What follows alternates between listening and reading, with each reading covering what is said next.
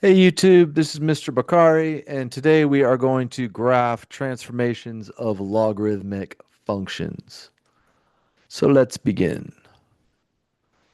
All right, so this is our parent function y equals log base b of x. All right. Now, if you look at the graph on the left, if the base b is greater than 1, which we have a base 2, the function increases. That's logarithmic growth. And if you look to the right, if b, the base, is between 0 and 1, which in this case it's 1/2, the function decreases, and that's logarithmic decay. All right? Now, the base can be any positive number except 1, and there are infinitely many logarithmic parent functions. Okay? Each base defines a new parent function, not a transformation. All right? Now, every logarithmic parent function has a vertical asymptote at x equals 0, as you can see here in green. All right? Because the function is only defined for positive inputs. You cannot take the logarithm of 0 or a negative number. So therefore, the domain is 0 to infinity. All right? And since a logarithm is just asking what exponent gives me this number, and exponents can be any real number, the outputs must also be all real numbers. So therefore, the range of logs are all real numbers. Okay? Now you see a table to the left of these. And what we do is we rewrite logs as exponentials because exponentials are easier to think about and build tables from. So I'll show you what I mean here. I took the parent function here and I rewrote it in exponential form. That is, keep the base and flip the argument in the exponent. So that would be 2 to the y equals x. And that's how I generate my table. Now I have chosen -1, 0, and 1 for my y's. And so if you look up here, we're obviously going to plug into y and get out x. And so I choose -1, 0, and 1. Easy to evaluate, good representation, make sure they fit on the graph here. Okay? All right, and if I look over on this one, I did the exact same thing, right? So I take log base 1/2 of x. I'm going to rewrite it in exponential form, which would be 1/2 raised to the y equals x. And there's my table. Okay? So we are going to be graphing 3 points for these examples. We're going to do 3 examples, and let's start with the first. So we've got f of x equals 2 minus log base 10 of x. All right.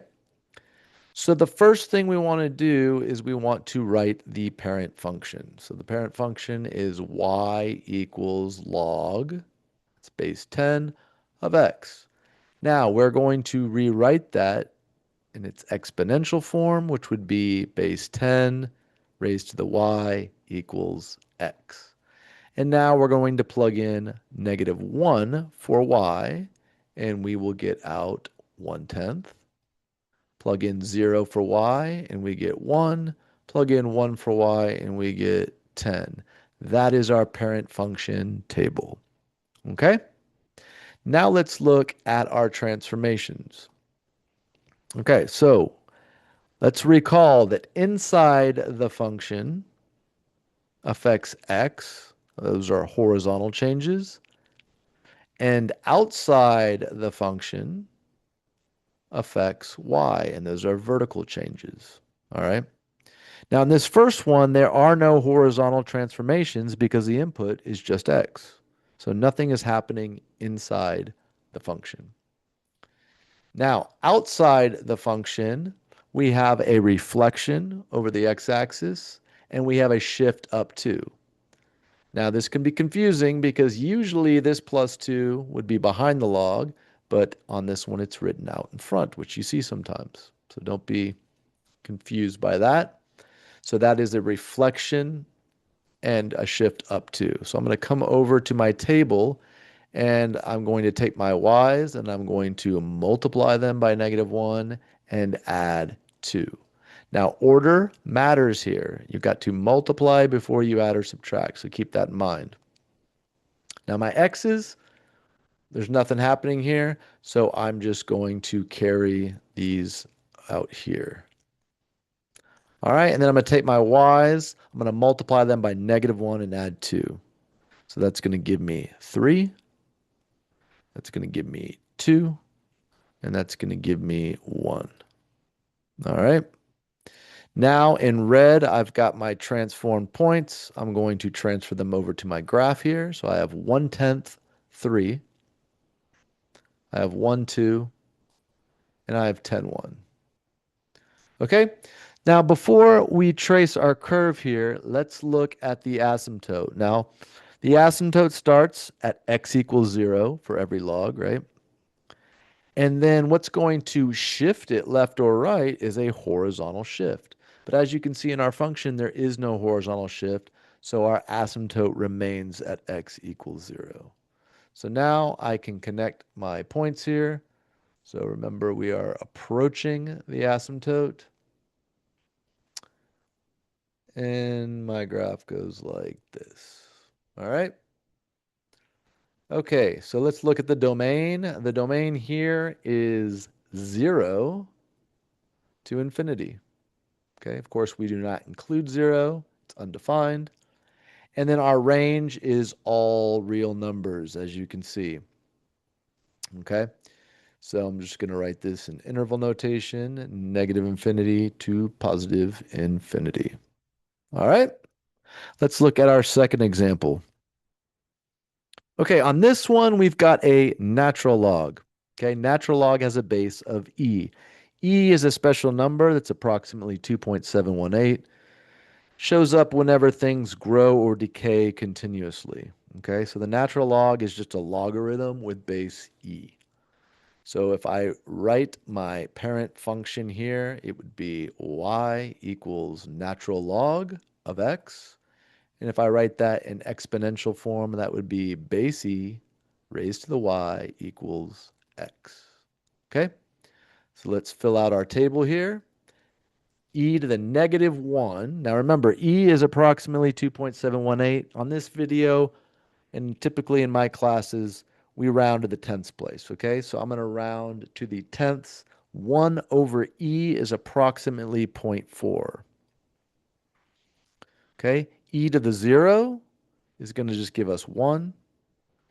And then E to the 1 is going to be 2.7 if I round to the tenths. Okay? All right, now let's look at transformations. So inside the function, I have a shift right 3. Okay, apply that to x. Outside the function, I've got a reflection over the x-axis, a vertical stretch by a factor of 2, and a shift up 1. So I'm going to apply those to y. All right? So with my x's, I'm going to add 3. And with my y's, I'm going to multiply by -2 and then add 1. All right? So over here, I get 3.4. 3 plus 1 is 4. 3 and 2.7 is 5.7. Over here, I'm going to take -1 times -2, which is +2 plus 1 is 3. 0 plus 1 is 1. 1 times -2 plus 1 is -1. Now let's transfer our points to the graph. So I've got 3.43, 4.1, 5.7, -1. Okay? Now this time we are going to move our vertical asymptote because we have a horizontal shift 3 to the right. So I'm going to move that 3 to the right. And now we can connect our points. All right. Approaching infinitely towards our asymptote that way. And we've got a graph that's tapering off this way. Now we can write our domain, which is 3 to infinity, because we have a horizontal shift 3 to the right. And our range, again, is all real numbers. All right. Okay, let's look at our last example. All right, this time we've got log base 1/3. So that would be y equals log base 1/3 of x. And again, we will write that in exponential form, which would be 1/3 raised to the y equals x. Now we're plugging in our y's and getting out our x's. All right, so 1/3 to the -1 is 3. 1/3 to the 0 is 1, and 1/3 to the 1 is 1/3. All right, looking at our transformations. Now, if there's more than one term inside our function, inside parentheses here, and the coefficient of x is not 1, positive 1, we factor it out so we can clearly see the transformation. So what I'm going to do here is I'm going to factor out this -1. And if I distribute it, check myself here, I should get back -x plus 2. Okay? Now I can clearly see that this is a reflection over the y-axis and a shift 2 to the right. Apply those to x. And then outside my function, I have a shift down 1. I'll apply that to y. All right, so I'm going to take my x's and I'm going to multiply them by -1 and add 2. Take my y's and subtract 1. All right? So 3 times -1, -3 plus 2 is -1. -1 plus 2 is 1. -1/3 plus 2 is 1 2/3. All right, over to my y's. -1 minus 1, -2, 0 minus 1, -1, 1 minus 1, 0. Okay? Now, I can't stress it enough, and I really haven't mentioned it yet, but take your time when you're working through these tables. It's very important.